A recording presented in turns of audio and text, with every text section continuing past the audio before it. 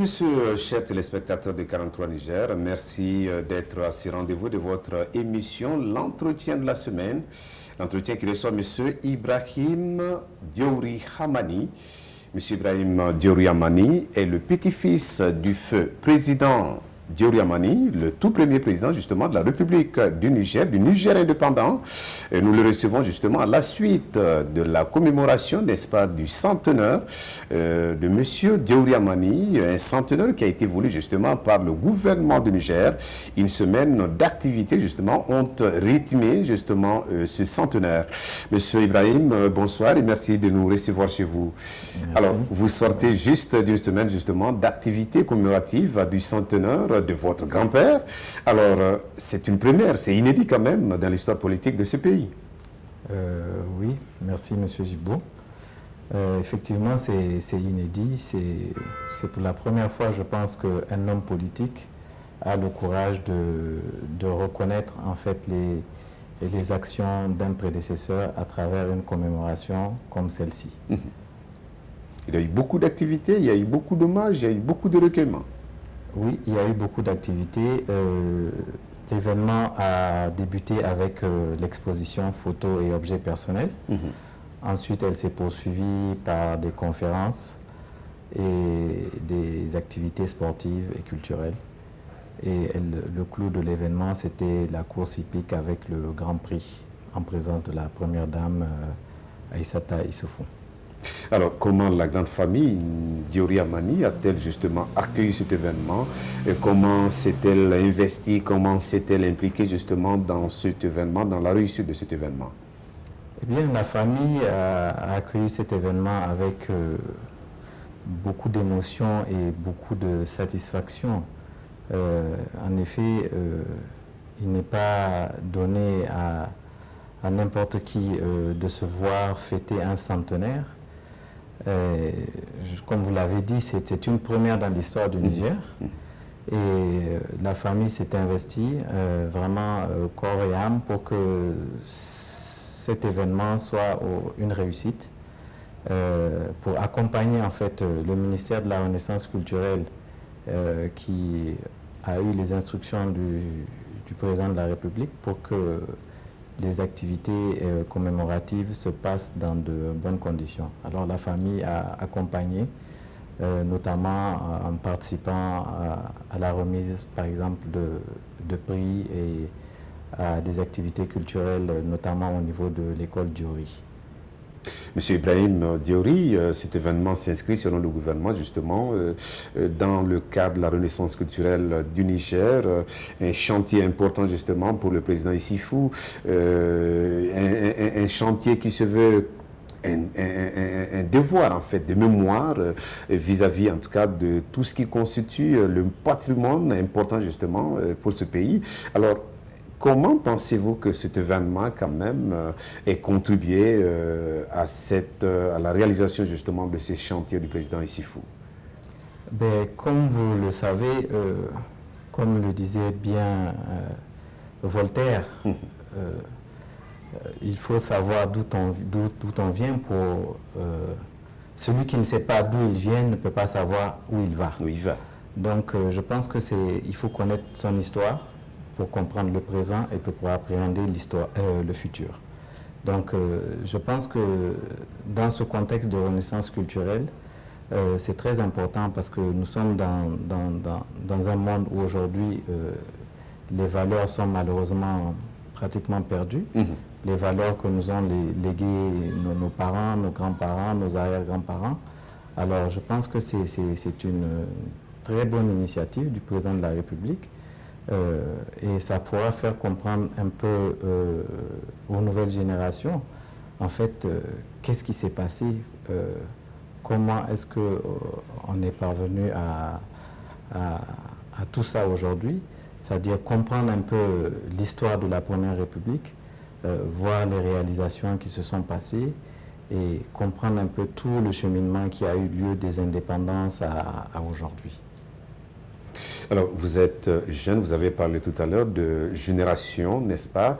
Et l'important, c'est effectivement voir ce que les générations qui nous ont précédés ont légué à celles actuelles. Alors, quand nous reprenons, quand vous reprenez l'histoire politique justement de ce pays sous le régime Diori Amani, aujourd'hui, selon vous, qu'est-ce qu'on peut retenir en tout cas qui puisse faire avancer et faire profiter en fait les générations futures, les générations actuelles? Moi, je retiendrai plusieurs choses. D'abord, quand vous prenez les hommes de la Première République, comme on les appelait, c'était des gens qui étaient déterminés, qui avaient l'amour de leur pays, qui avaient le sens des valeurs, qui avaient l'unité nationale comme priorité. Et qui, toutes choses qui sont perdues aujourd'hui, toutes choses en tout cas qui ont tendance à se perdre, malheureusement, parce que quand on voit un peu le contexte politique aujourd'hui et quand on voit toutes les invectives, tout ce qui se dit au sein de la classe politique, bon, on a un peu mal et on se demande est-ce que vraiment notre pays ne va pas mal sur ce plan. Et je pense que c'est tout ça qui fait que on devrait aujourd'hui prendre ces valeurs-là, revenir à ces valeurs de nos aînés pour un peu recadrer les choses et puis penser à avancer et à se développer. Parce qu'en réalité, quand vous voyez les hommes de la Première République, le développement était toujours dans la bouche, sortait de la bouche de ces hommes politiques. Et aujourd'hui, il faut qu'on se base sur ces valeurs culturelles, sociales que nous ont léguées ces anciens pour pouvoir vraiment bien appréhender l'avenir. Et vous pensez qu'il est possible quand même qu'en revenant à ces valeurs, n'est-ce pas, des hommes de cette Première République, on peut faire bouger les choses? Oui, je pense qu'on peut faire bouger les choses. On peut aussi faire prendre conscience aux gens parce que on ne peut pas se développer dans la division. On ne peut pas se développer sans repère social. On ne peut pas se développer sans une éducation basée sur des principes, sur des bases culturelles qui sont aujourd'hui d'actualité. On ne peut pas aujourd'hui dire que, bon, parce qu'on est en 2016, que ce sont des valeurs qui sont dépassées. Non, les valeurs transcendent les générations. On se met dans un monde, on est aujourd'hui dans un monde moderne, mais on peut toujours se servir de ces valeurs-là pour asseoir les bases d'un développement durable pour ce pays. Monsieur Ibrahim Diori, une question personnelle, vous, qu'est-ce que vous aurez marqué de tout ce qui s'est passé sous cette semaine d'activité commémorative? Je dirais pratiquement tout, mais surtout l'engouement des jeunes au niveau des activités, par exemple de l'exposition. L'exposition a été vraiment très visitée par des jeunes, des étudiants, des élèves, des militaires. Vraiment, toute la classe vraiment sociale est venue. Cet engouement-là, ça prouve à quel point les gens veulent découvrir, en fait, puisqu'on s'est retrouvé à une époque où carrément, les gens pensaient que l'histoire du Niger commençait à partir de 1974. Et aujourd'hui, les gens ont découvert un peu le contexte dans lequel ces hommes-là étaient, avec vraiment très peu de moyens. Vous savez, le budget du Niger était à moins de 3 milliards au lendemain des indépendances. Il est passé à 13 milliards au lendemain du coup d'État de 1974. Et avec ces moyens qui étaient dérisoires, ils ont pu asseoir vraiment une base de développement. Ils avaient des plans de développement, des plans quinquennaux, décennaux, etc. Et ils ont, il faut le relever, pendant le régime du président Diori, il y a eu plus de 79 sociétés d'économie mixte qui ont été créées. C'est quand même une prouesse. Et je pense qu'en Afrique, vous trouverez rarement un pays qui a pu avoir autant de sociétés d'économie mixte installées dans les pays respectifs. On a vu aussi justement des personnalités importantes quand même venir de plusieurs coins justement de la planète pour saluer la grandeur de l'homme. Alors ça témoigne effectivement de tout ce que le feu président Diori a eu à faire justement pour ce pays. Il est d'abord le père de l'indépendance de ce pays. Il a fait beaucoup de choses. Alors est-ce que vous pensez que cet événement, cette commémoration justement qui a été faite à la grandeur quand même de l'homme? Est-ce que ça témoigne vraiment de la dignité? Est-ce que ça justifie la hauteur justement, la grandeur de cet homme? Oui, effectivement, il y a eu des personnalités, notamment du Nigeria, qui sont venues. Il devrait y avoir beaucoup plus de personnalités à travers le monde qui devaient venir, mais compte tenu du calendrier, ces personnes n'ont pas pu venir, mais il y a eu quand même des témoignages des représentants à travers les représentations diplomatiques, parce que la secrétaire générale de l'OIF devait aussi venir, mais malheureusement elle n'a pas pu venir pour des questions de calendrier. Et je pense que ça témoigne aujourd'hui. Le Nigeria doit beaucoup au Niger, parce que vous savez, la guerre du Biafra, le Niger, le président Diori s'est personnellement impliqué pour l'unité du Nigeria. Et je ne vais pas revenir sur tout ce qui s'est passé, mais le président Diori a beaucoup œuvré pour cette unité. Et aujourd'hui, lors de la commémoration, vous avez vu, il y a eu l'ancien président Gowon qui était là, l'ancien président Abdou Salami, et d'autres personnalités des émirs des États du Nigeria. Ces gens-là n'ont pas oublié ce que le président Diori a fait pour le Nigeria, a fait pour l'unité du Nigeria, au détriment de sa carrière politique, parce que le Biafra est une cause aussi du coup d'État de 1974, tout comme l'uranium, tout comme le Canada, parce que le président Diori était aussi pour l'unité du Canada. Ce sont des positions qui n'ont pas plu à la France, qui n'ont pas plu à certaines puissances occidentales. Et donc, tout ça, aujourd'hui, à travers, vous avez vu les conférences et les expositions, on a relaté un peu l'histoire. Donc, le président Diori a pris le risque de déplaire à ses anciens amis pour sauvegarder justement l'unité de ces pays-là. Et l'uranium, je pense qu'on est beaucoup revenu là-dessus. Son intransigeance vis-à-vis de la France par rapport à ce qu'on appelle la détérioration des termes de l'échange a fait que il n'était plus vraiment celui qu'on pensait. En tout cas, les Français pensaient qu'ils avaient pour eux un pion en Afrique. Mais le président Diori a montré que l'intérêt du Niger était au-dessus de l'intérêt de ces pays-là. Et la suite, vous la connaissez. Le coup d'État de 1974. Le coup d'État de 1974. Et voilà, je pense que aujourd'hui, on doit prendre ces personnes-là comme des repères. Parce que c'est vraiment des patriotes qu'on avait. Et c'est l'occasion pour moi de remercier le président de la République qui, lors de son intervention, avait parlé un peu de la méconnaissance à l'époque, parce qu'ils étaient jeunes, ils étaient étudiants, ils étaient fougueux, mais qu'avec le temps, ils ont compris dans quel contexte... Les ambitions du feu président Diori. Du feu président Diori. Et c'est vraiment une reconnaissance, et je pense que quelqu'un qui reconnaît les œuvres de son prédécesseur, de ses prédécesseurs, c'est quelqu'un qui a une grandeur d'esprit, et c'est une action louable, et je pense que ça doit faire école.